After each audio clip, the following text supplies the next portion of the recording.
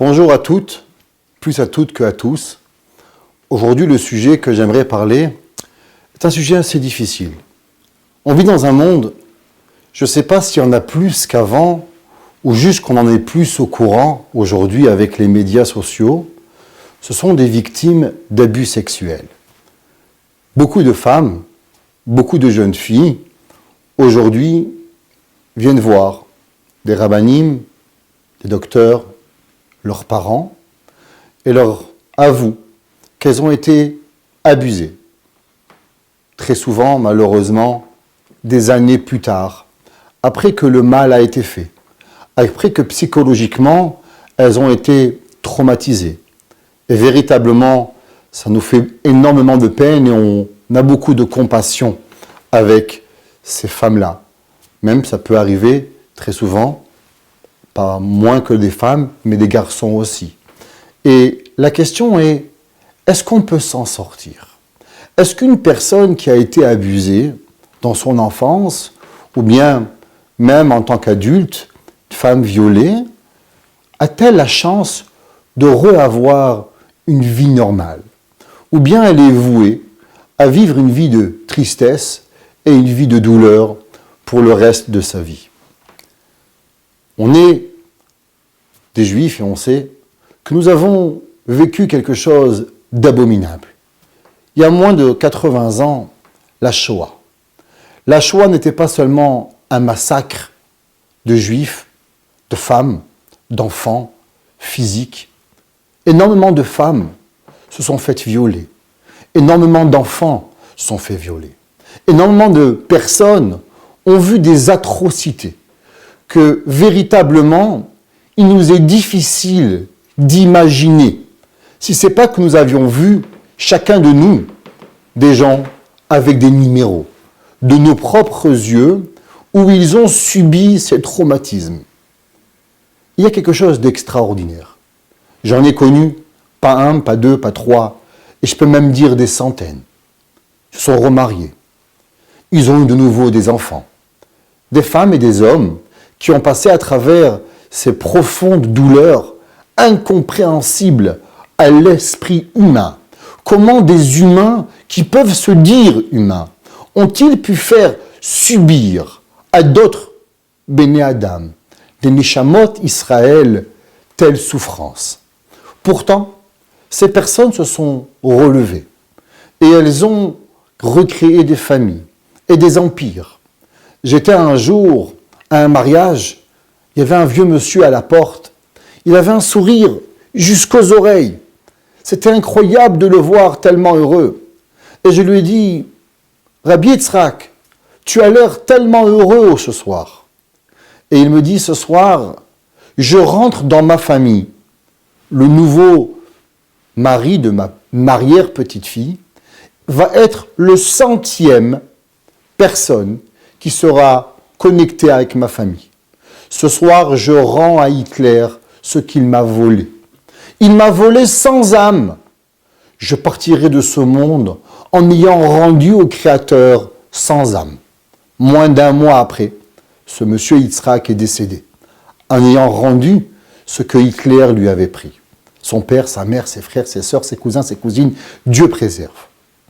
Il est certain que la douleur, la peine, la souffrance psychologique et physique, que toutes ces femmes, ces enfants, ces garçons, toute personne qui a pu en souffrir, n'est pas moindre et amoindrie.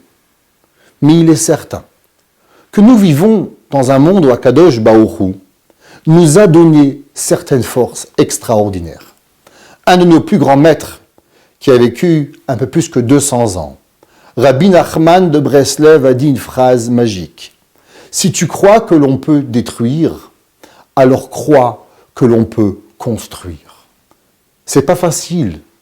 Le monde de la société aujourd'hui que l'on vit, beaucoup de psychologues, beaucoup de psychiatres veulent nous faire croire que nous sommes finis, que nous n'avons plus de possibilité de s'en sortir, que la souffrance qui va être en nous va nous empêcher de grandir.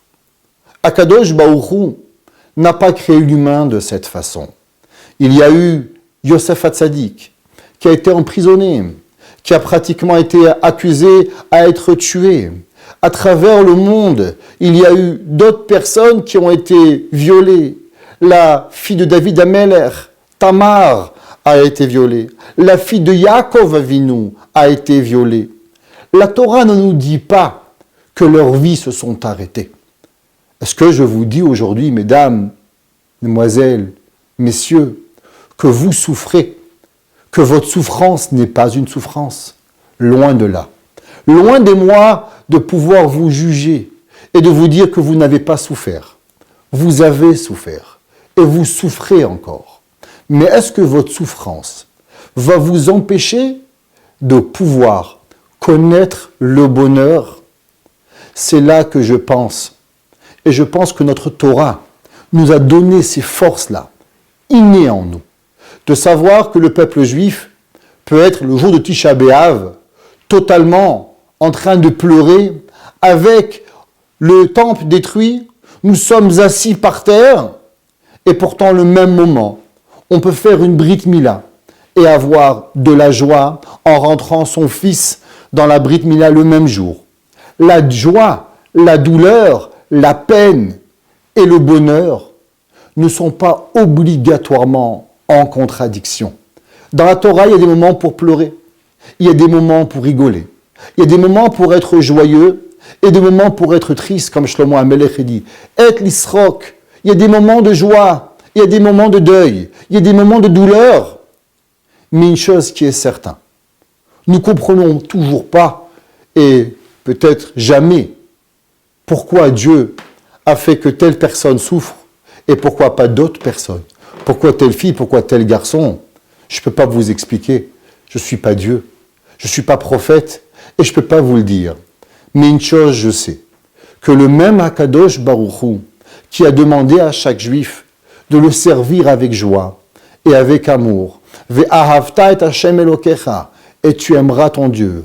Tachat asher lo avata et Hashem Elokecha besimcha. Nous avons l'obligation de servir Dieu avec joie. Les mêmes personnes qui ont été à Auschwitz, les mêmes personnes qui ont vu leurs enfants brûlés, les mêmes personnes qu'aujourd'hui souffrent de ce que leur est arrivé. Mais ce n'est pas parce que nous avons souffert que nous devons continuer à souffrir. Nous avons souffert.